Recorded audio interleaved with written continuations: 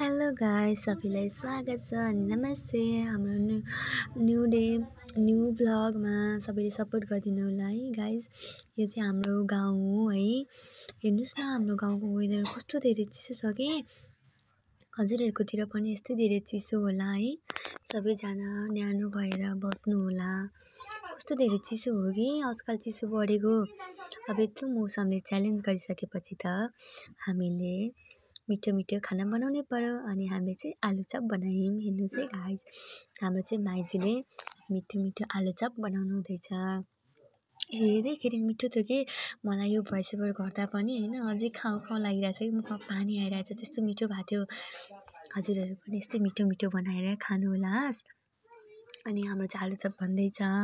अनि हेर्नुस् न गाइस, हाम्रो नानीहरू यस्तो जाडोमा तातो तातो भएर खेलिरहेछन्, सानो पुन्टुरीहरू। अनि हाम्रो आलुचप चाहिँ अलमोस्ट बनिसक्यो। अब हामी यो आलुचपलाई निकाल्छौँ है। हजुरहरू पनि यस्तै मिठो बनाएर खानु होला यो जाडोमा।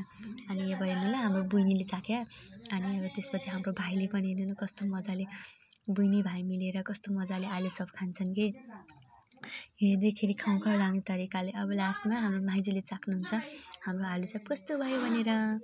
अनि माइजूले खाएर बनाउँदैछ मिठो मिठो मिठो। हजुरहरू पनि यस्तै मिठो बनाएर खानुहोस्। Thank you.